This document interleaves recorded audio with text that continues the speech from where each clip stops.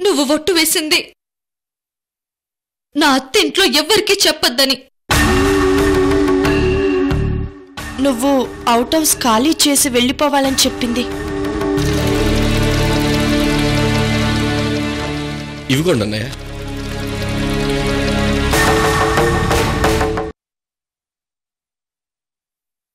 నాకు పునర్జన్మనిచ్చి బతికించావు. నీ రుణం ఎప్పటికీ తీర్చుకోలేవు. నీకు పునర్జన్మనిచ్చింది బాబాయ్ కాదమ్మా.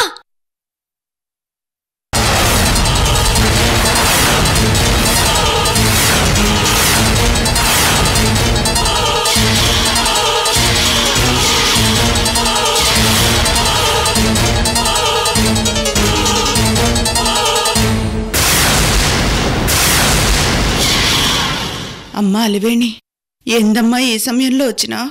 నేను రాకపోతే కృష్ణవేణి జీవితం నాశనం అవుతుందమ్మా.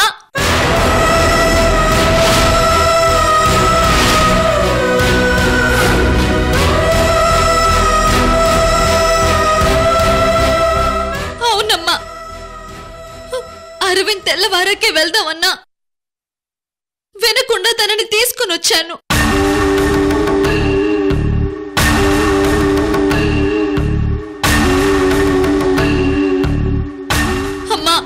మనందరం కలిసి కృష్ణవేణిని అపార్థం చేసుకున్నాం. కృష్ణవేణిని అపార్థం చేసుకోవడమేంది? నువ్వు కృష్ణవేణి గురించి నా దగ్గర మాట్లాడకు. దాని పేరు గాని దాని మాట గాని వినడం నాకిష్టం లేదు. అమ్మా, ముందు నేను చెప్పేది వినమ్మా. ఏందే నువ్వు చెప్పేది నేను వినేది? అమ్మా, నీ బ్రెయిన్ సర్జరీ విషయం నాన్నకి తెలిస్తే ఆయనకు హార్ట్ అటాక్ వస్తుందని భయపడి ఈ విషయం నాన్నకు గాని నీకు గాని చెప్పకుండా దాచింది ఎవరో తెలుసా?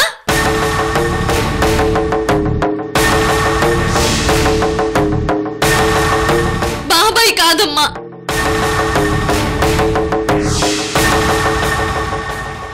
కృష్ణవేణమ్మా.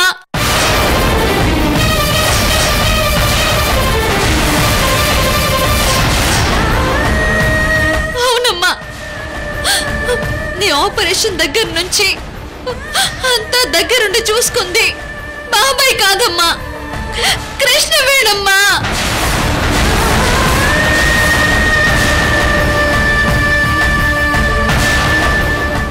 అవునమ్మా, నీకు ఆపరేషన్ ఖర్చుకయ్యింది 5 లక్షలు కాదమ్మా, 25 లక్షలు.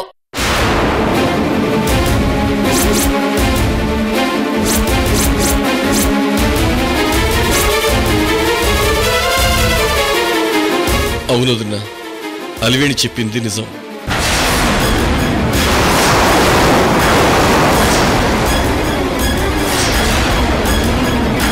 మా అత్తయ్య వంశీ గారికి ఎలాగైనా స్నిగ్ధతో పెళ్లి చేయాలని కంకణం కట్టుకున్నారు. ఎలాగైనా కృష్ణవేణితో విడాకుల పేపర్ల మీద సంతకం పెట్టించుకోవాలని ఈ ప్లాన్ వేసింది.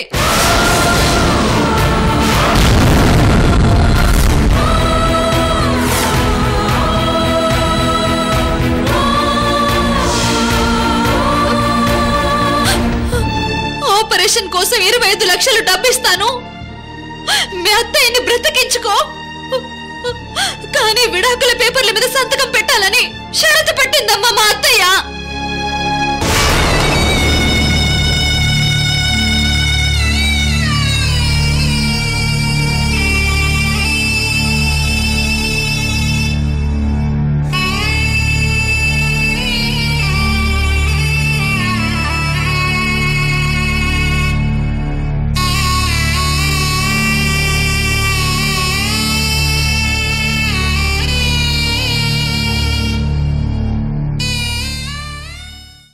అప్పుడు కృష్ణవేణి 25 లక్షలు తీసుకుని విడాకుల పేపర్ల మీద సంతకం పెట్టిందమ్మా, సంతకం పెట్టింది.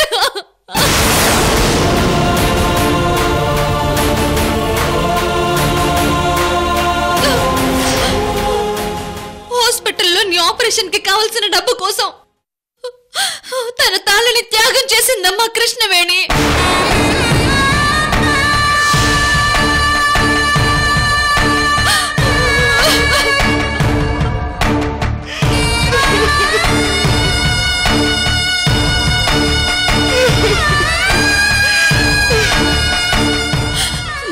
ఇచ్చిన 25 లక్షలు తీసుకొచ్చి బాబాయ్కి ఇచ్చింది. అప్పుడు ఆపరేషన్ చేసి డాక్టర్లు నిన్ను బ్రతికించారమ్మా.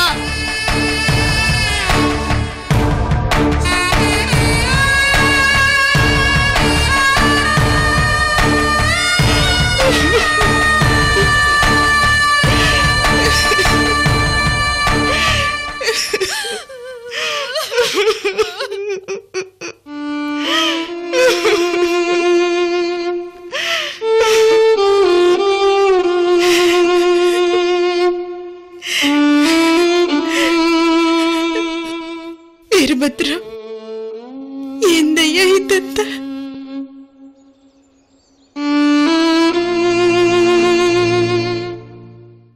వదినా, దీనికంతటికీ కారణం నా భార్య చంద్రకళ వదినా.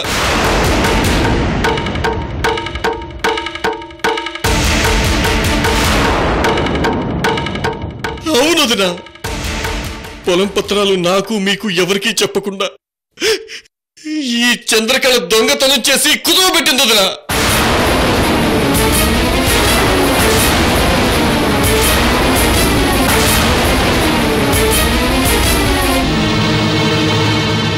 ఆ కుదవ పెట్టిన 20 లక్షల రూపాయల డబ్బుతో అపార్ట్మెంట్లో ఫ్లాట్ కొనుక్కుంది. కానీ ఆ అమ్మిన వాడు మోసగాడు వదినా. వాడు ఆ 20 లక్షల రూపాయల డబ్బు తీసుకుని ఇంకొకరు అపార్ట్మెంట్ చంద్రకళకి ఇచ్చాడు వదినా. దాంతో డబ్బు పోయింది, ఫ్లాట్ పోయింది వదినా.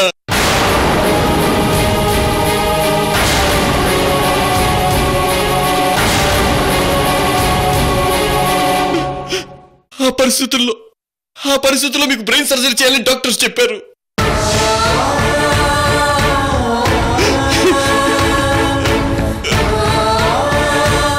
అటు పొలం పత్రాలు లేవు, ఇటు డబ్బులు లేవు.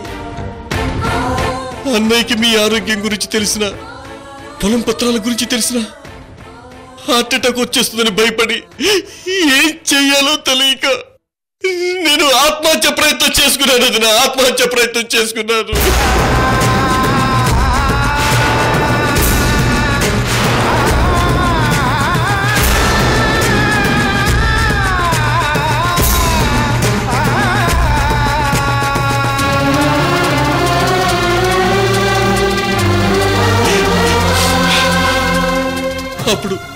అప్పుడు కృష్ణవేణి నన్ను హాస్పిటల్కి తీసుకెళ్లి కాపాడింది.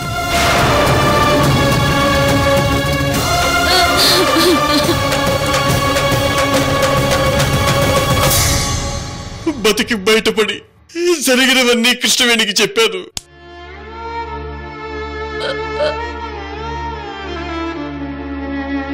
అక్కడి నుంచి కృష్ణవేణి క్షణక్షణం నరకం అనుభవిస్తూ డబ్బుల కోసం తిరిగింది.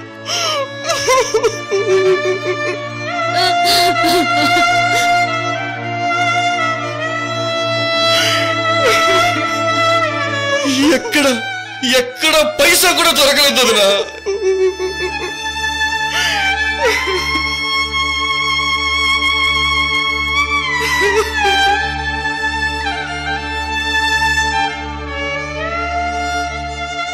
అలాంటి పరిస్థితుల్లో మాకెవరికి చెప్పకుండా కృష్ణవేణి విడాకుల మీద సంతకం చేసి డబ్బు తీసుకొచ్చి ఇచ్చింది వదినా. డబ్బు తీసుకొచ్చి ఇచ్చింది.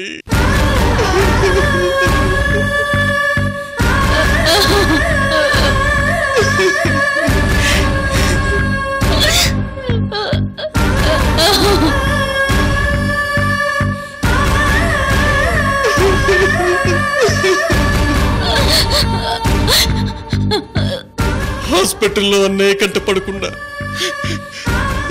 క్షణక్షణం డాక్టర్స్ తో మాట్లాడుతూ కృష్ణవేణి అన్ని చూసుకుంది వదినా.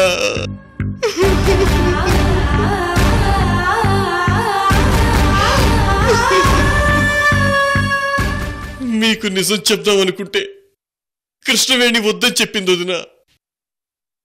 మా అమ్మకు ఆపరేషన్ చేయడానికి ఈ కూతురు సాయం చేయకపోతే ఎందుకు అని నిజం చెప్పనీయకుండా దాచేసింది వదినా, దాచేసింది.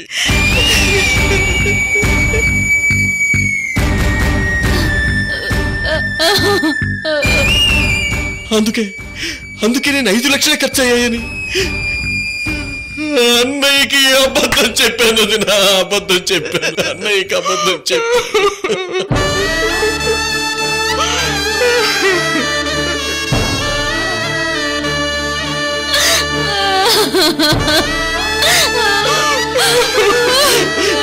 వదినా వదినా, మిమ్మల్ని హాస్పిటల్లో జాయిన్ చేసిన దగ్గర నుంచి ఆపరేషన్ సక్సెస్ అయ్యేంత వరకు తను కన్నీళ్లతో చాటుగా తిరుగుతూనే ఉంది వదినా.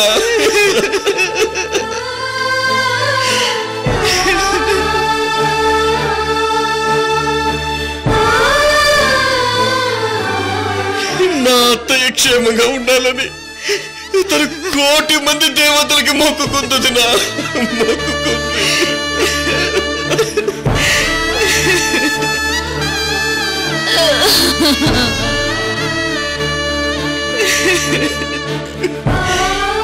అమ్మా, పరిస్థితుల వల్ల కృష్ణవేణి మనకు చెడ్డదైపోయింది కానీ తనెప్పుడు మనకి మన కుటుంబానికి హాని చేయలేదమ్మా, హాని చేయలేదు.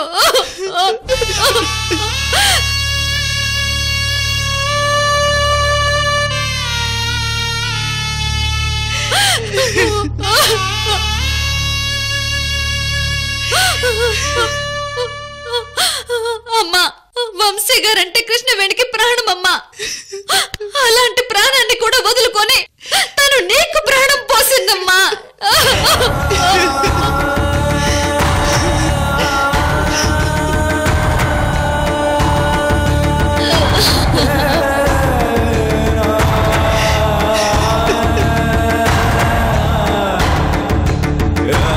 నువ్వు అక్కడ హాస్పిటల్లో చావు బ్రతుకుల మధ్య ఉంటే నేను లండన్ లో జాలీగా గడిపాను.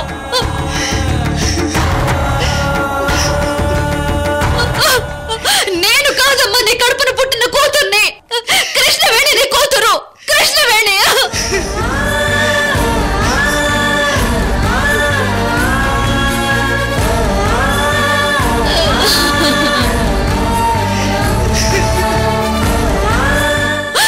నా చెల్లెలు అమ్మని బ్రతికించిన అమ్మ, నా చెల్లెమ్మ దేవత, నా చెల్లెమ్మ దేవత.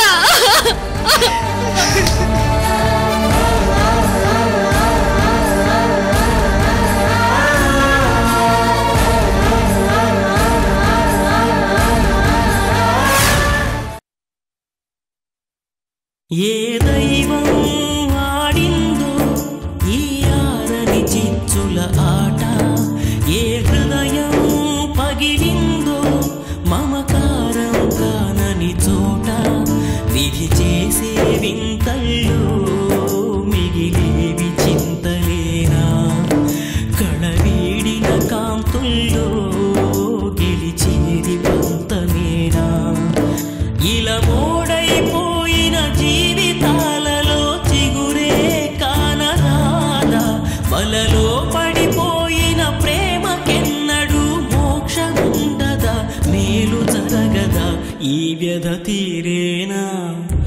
ఏ దైవం ఆడిందో ఈ ఆరని చిచ్చుల ఆట, ఏ హృదయం పగిలిందో మమకారం కానని చోట.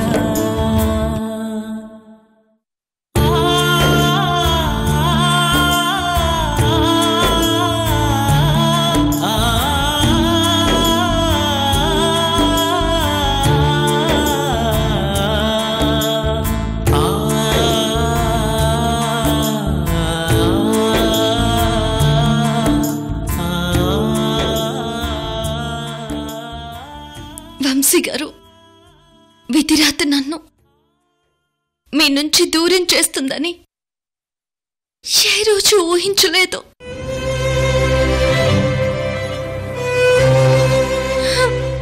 నేనెంత దురదృష్టవంతురాల్ని. మీకు గతం గుర్తుకొచ్చింది. మీ భార్య ప్రేమను గుర్తించి దగ్గరికి తీయడానికి ఎన్నో ఆశలతో మీరు నా దగ్గరికి వచ్చారు.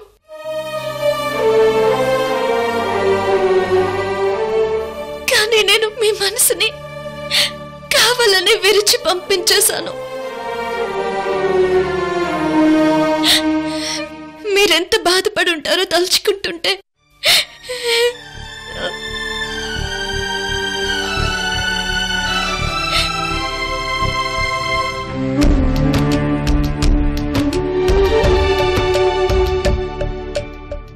నువ్వంటే ప్రాణమని, నీతో నీ లోకమని, నీ ప్రేమే లేకుంటే బ్రతికేది ఎందుకని ఎవరికి చెప్పుకోను నాకు తప్ప.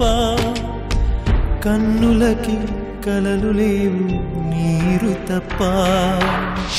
నువ్వంటే ప్రాణమని, నీతో నీ లోకమని, నీ ప్రేమే లేకుంటే బ్రతికేది ఎందుకని ఎవరికి చెప్పుకోను నాకు తప్ప. కన్నులకి కలలు లేవు నీరు తప్ప.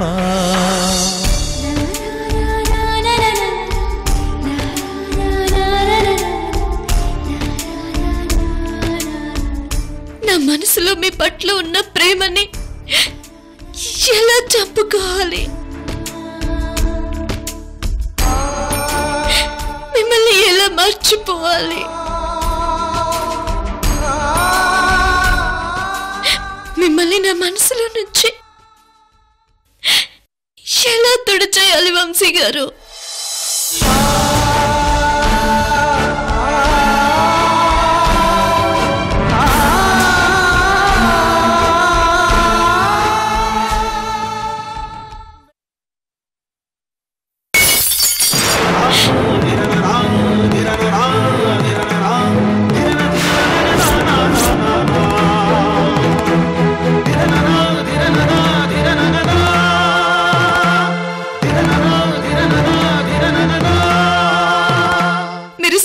దగ్గరవుతుంటే నా మనసు విలవిల్లాడిపోయింది. స్నిగ్ధ మిమ్మల్ని ప్రేమిస్తుంది అంటే అంత శూన్యమైనట్టు అనిపించింది. ఈ రోజు స్నిగ్ధ మిమ్మల్ని పెళ్లి చేసుకుంటుంది అంటే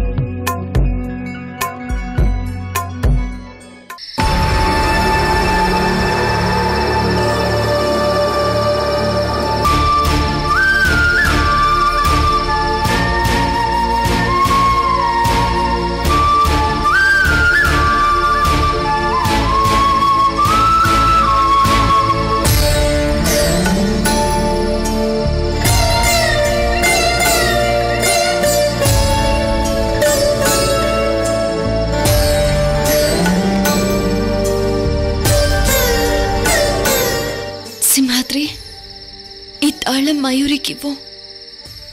ఈ సమయంలో ఎక్కడికి వెళ్తావు తల్లి? పక్కనే మా ఇల్లుంది.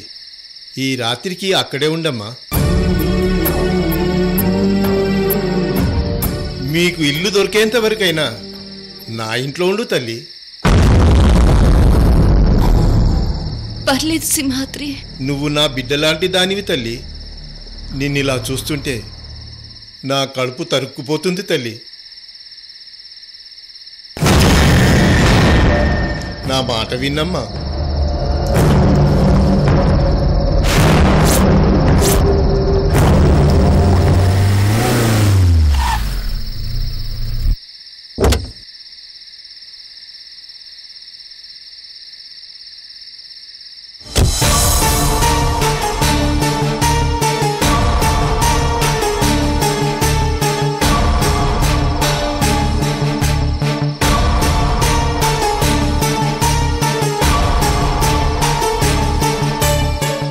కృష్ణవేణి, రామ్మా, మన ఇంటికి వెళ్దాం.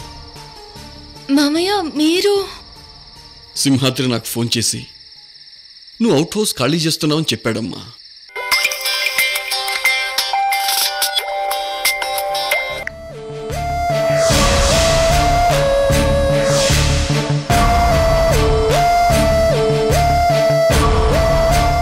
నాన్నా, కూతురు శత్రువు మీద నీకు ఇంత ప్రేముందా?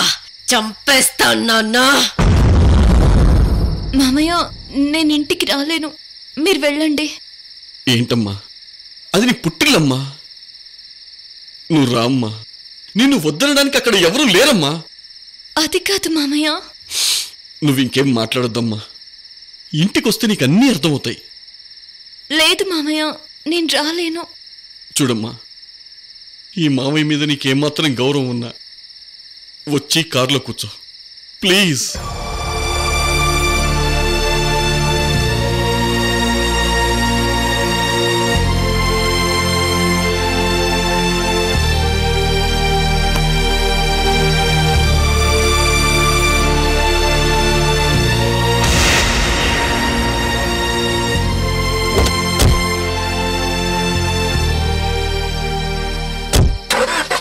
వెళ్ళొస్తాను సింహాద్రి. అలాగేనమ్మా.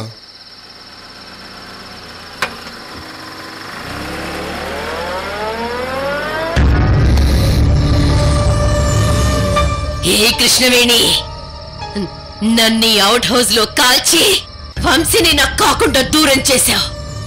కానీ నేను నిన్ను వంశీని దూరం చేసి ఇదే అవుట్ హౌస్ నుంచి బయటికి పంపిస్తున్నాను.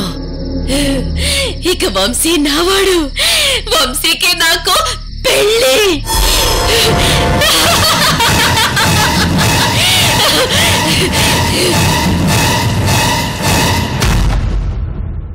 వదినా, నేనిప్పుడు ఎవరికి ఏమీ కాను, అనాథనయ్యాను.